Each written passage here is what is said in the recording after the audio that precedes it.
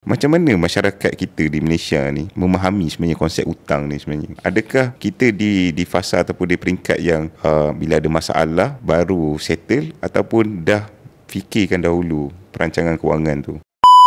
So sebaiknya kena merancang dahululah sebenarnya. Betul, merancang. Tapi nak merancang ni semua kita kena faham Konsep kewangan tu macam mana. Sebab Betul. tu apa yang saya rasa kekurangan yang kita semua ada, masyarakat kita lah. Masyarakat kita secara umumnya ialah literasi kewangan. Literasi kewangan, awareness lah. Awareness. Sebenarnya benda ni saya rasa daripada zaman sekolah lagi dah patut ditekankan sebenarnya. Betul. Sebab sekolah kita dah ada, bila masuk universiti pula dah ada PTPTN lah apa semua. Ya, betul. Kita guna duit PTPTN tu tak apa. Macam mana?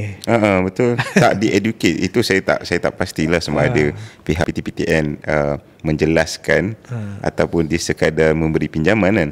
Dia beri kemudahan tu untuk sesudah ni nak membantu sebenarnya. Betul. Tapi student ni pula macam mana dia manage kewangan dia.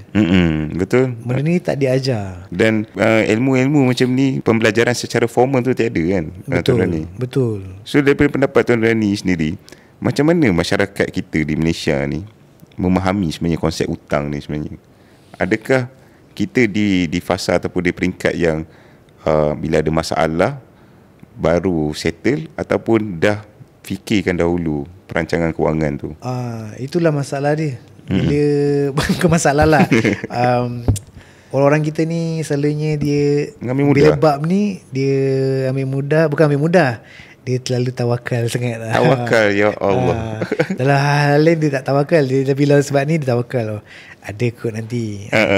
Ataupun mungkin dia rasa macam okay, dalam tarikh-tarikh tertentu ni dia akan dapat duit ni. So dia boleh settlekan benda-benda ni. Tiba-tiba bila sampai tarikh tu, duit tu tak dapat. Menjadi satu beban lah. Itu beban.